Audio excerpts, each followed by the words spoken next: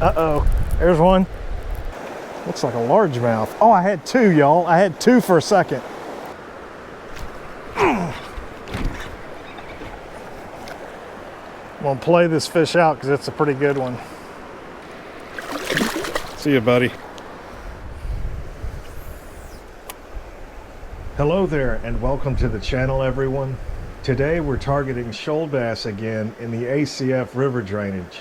ACF stands for Apalachicola-Chattahoochee-Flint, which is the name of the drainage, but I'm also not being very specific about the location in this video because we're fishing a section where a lot of shoal bass spawn.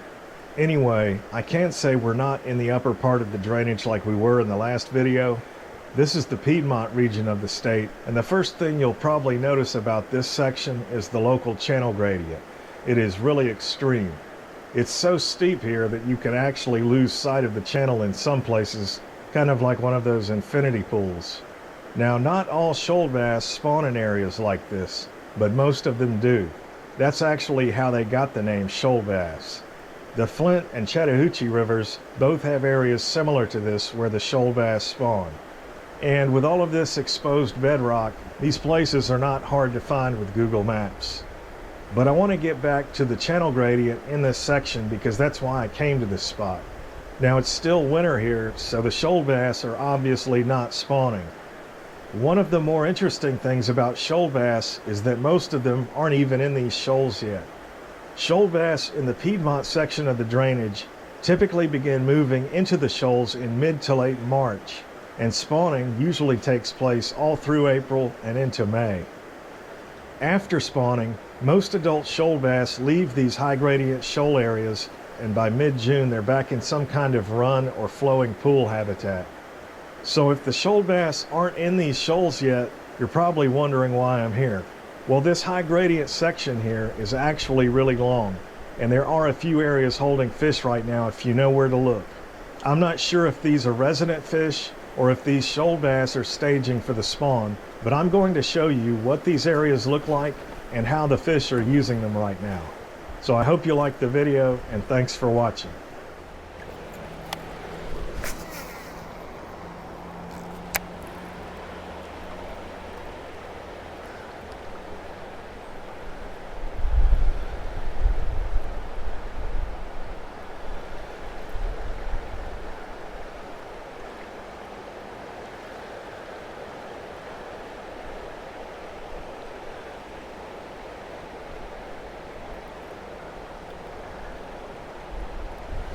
Uh-oh, there's one.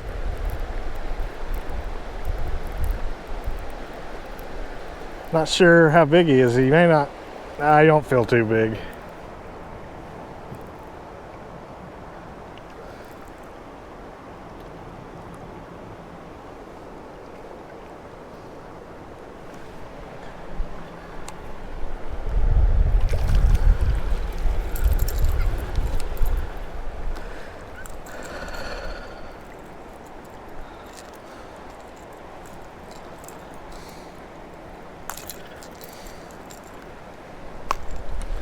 Okay, on the old Fire Tiger 6A bomber.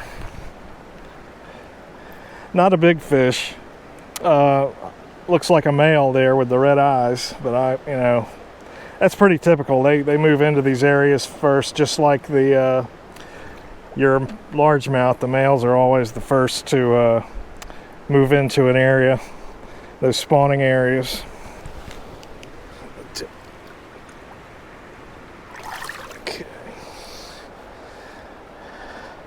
I'd made 6 or 7 casts, but this is a big area, so sometimes that's what it takes, especially when the water's still on the cool side. And it's also has a little bit of a stain to it. That could be from some rain we had overnight, or it could just be from the big rain we had last week.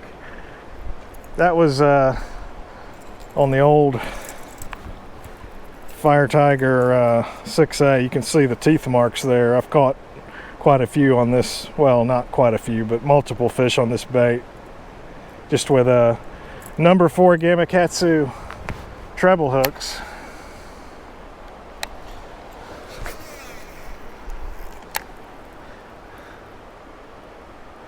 That fish was actually in the deepest part of this this run.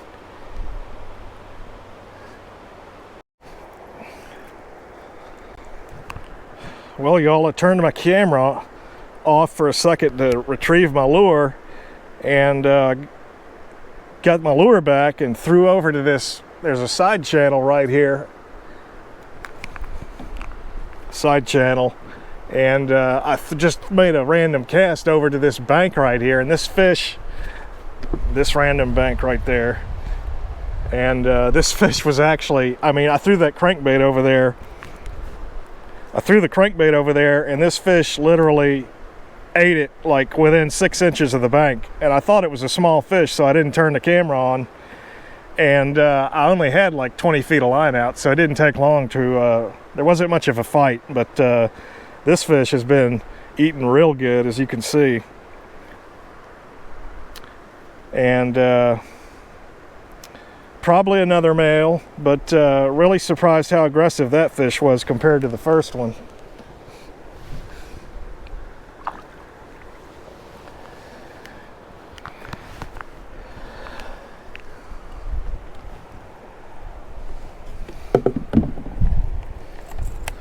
Again, that one came on the old Fire Tiger bomber. I've been using these for over 30 years.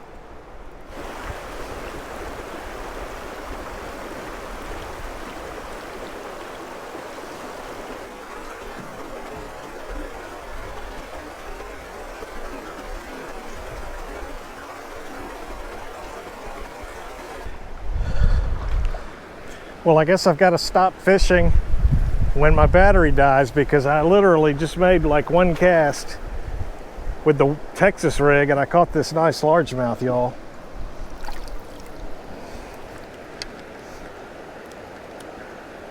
On the old green pumpkin finesse worm.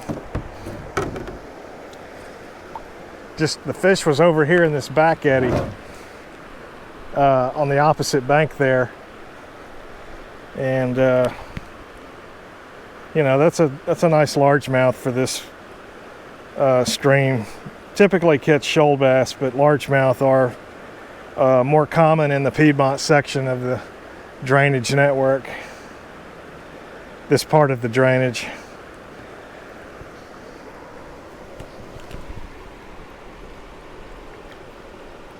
See you, buddy. And one other thing I want to point out is that all of the areas that I've caught fish today and last week, if you look at the areas where I caught those fish, those areas provide some kind of refuge for the fish when the water level comes up. And that's the same story here. If you look on that opposite bank, you can see all that wood debris that has collected there on the opposite bank. That we've already showed you how high the water was in this stream. Well, all that was on the surface, and then as the water fell, it just kind of collapsed in that back eddy, you know. So this was one huge back eddy right here when the water was, you know, when we had all that high water from that big rain last week. I mean, you can see the trees are all still bent over. But anyway, I just wanted to point that out. All of those indentations in the stream bank that I was fishing last week, it's kind of the same thing. You know, this irregular stream bank makes just kind of this back eddy here. And it's really just kind of the same type of area, just in a different part of the state, in a different stream.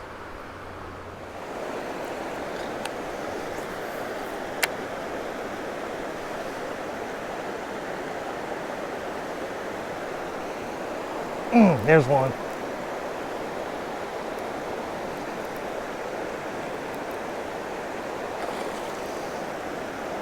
Looks like a largemouth. Oh, I had two, y'all. I had two for a second.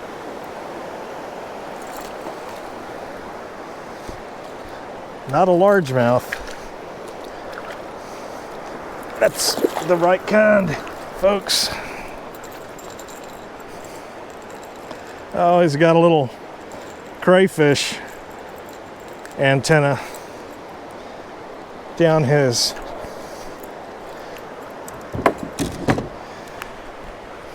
Got a little crayfish antenna down there, or that's what it looks like.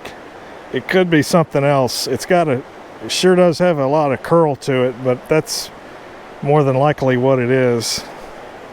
I don't know if you guys can see that. It's not, the sun really isn't out, but I momentarily had two fish hooked. There was one swimming with this one, and it was about the same size. I'm not going to make up some story. It looked like it was maybe a little bigger, but it wasn't. I didn't see all of the fish, but I did have them hooked momentarily. But that's a really nice, you know, it's probably a male. You know, we're getting a lot of males in these areas. See ya, buddy. I was coming right down through there, right where this little back eddy is.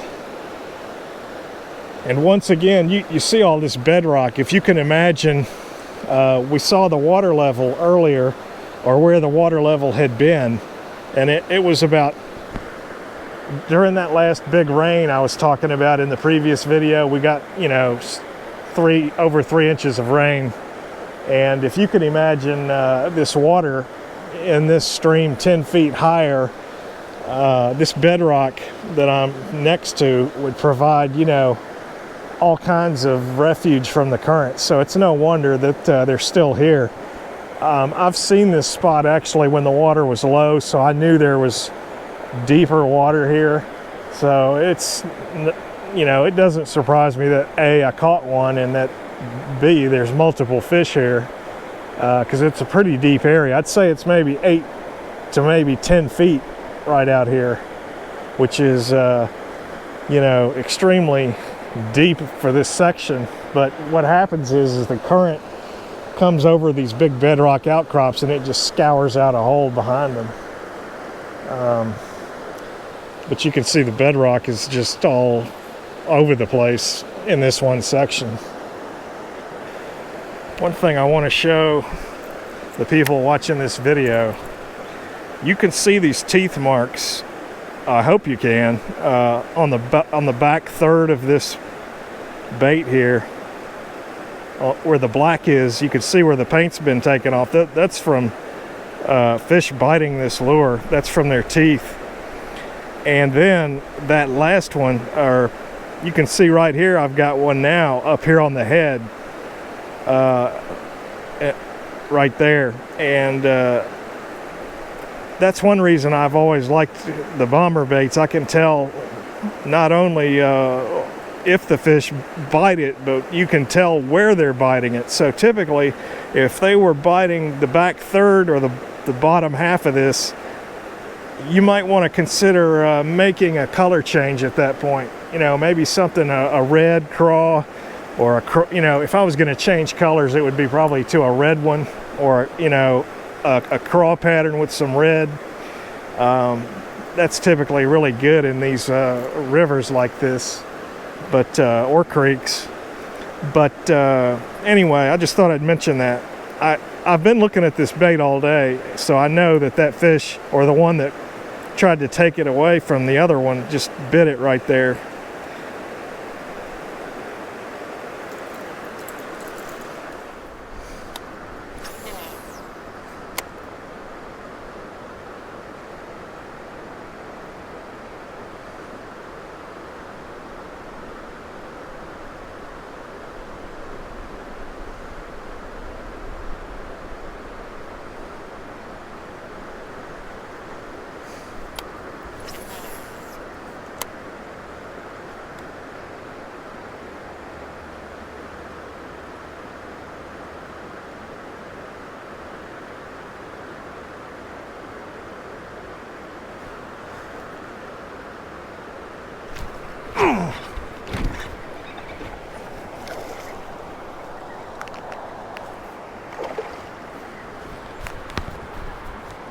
We finally got a female, y'all.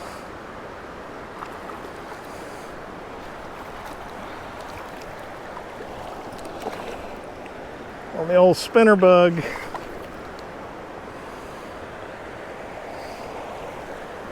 I'm gonna play this fish out because it's a pretty good one. Probably should have been throwing the spinnerbait all day.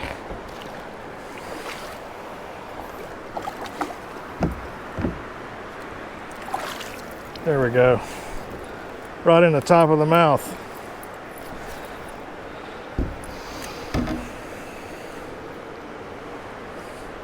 How about that one?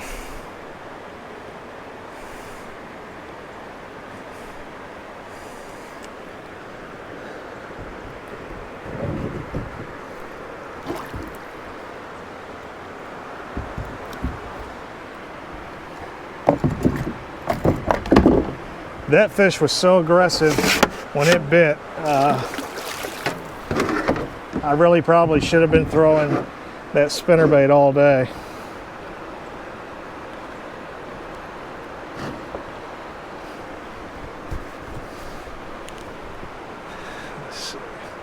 Well, the mouth is open, but it's probably going to be around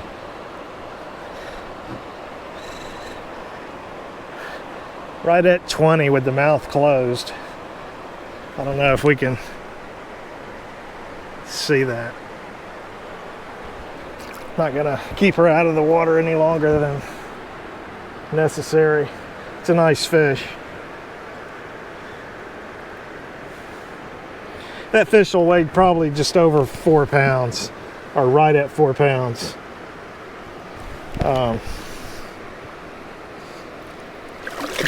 See you, buddy.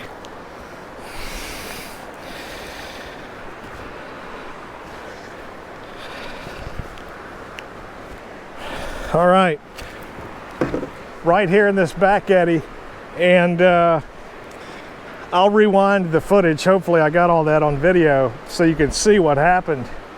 But I threw across this pocket here, and there's a big back eddy.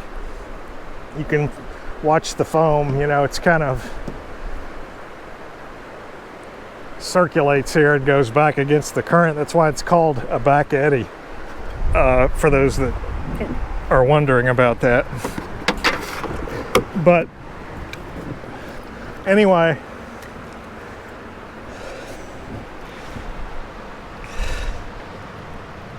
I do have a scale, but I didn't want to stress that fish out. You know, when we catch a really big one, I'll weigh it, but a 20-incher, you know, it's right at around 4 pounds.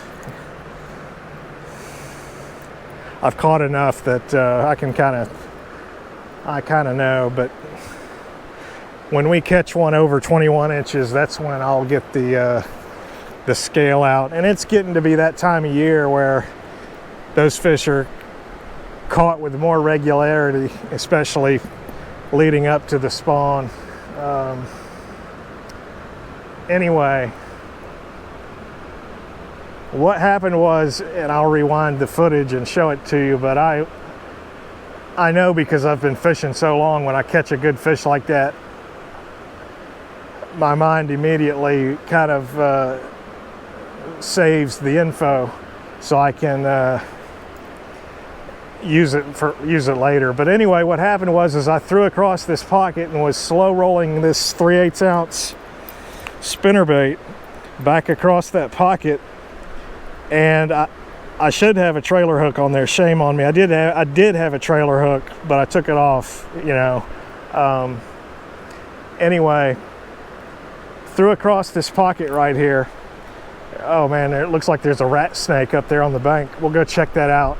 But anyway, as I was slow rolling this spinnerbait across this pocket here, it was coming back. I'm standing on this bedrock outcrop here.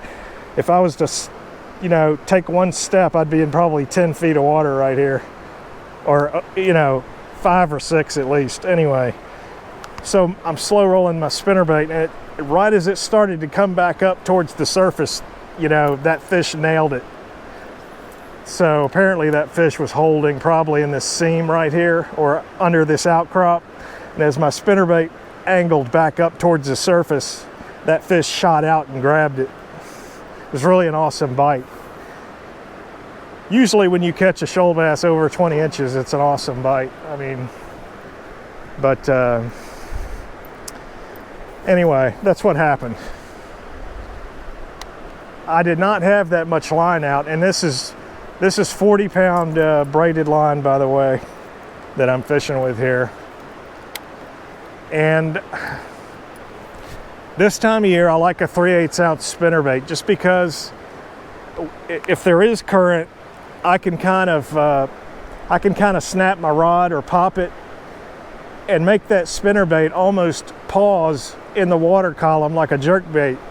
So, you know, I like the 3/8. If there's a lot of current, if I'm fishing below a dam or something where they're generating, or during a release, I'll go up to a 1/2 ounce, sometimes a 3/4 ounce. But here, we don't have a lot of current, so I'm using this 3/8.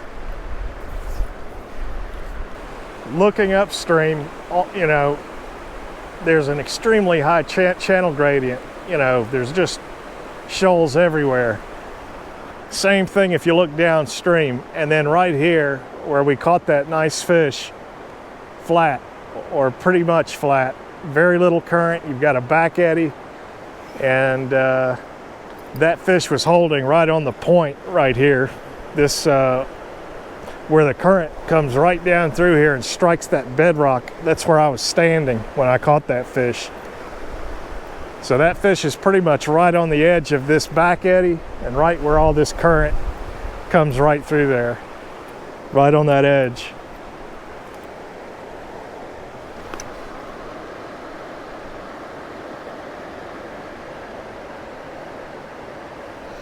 Check out that guy.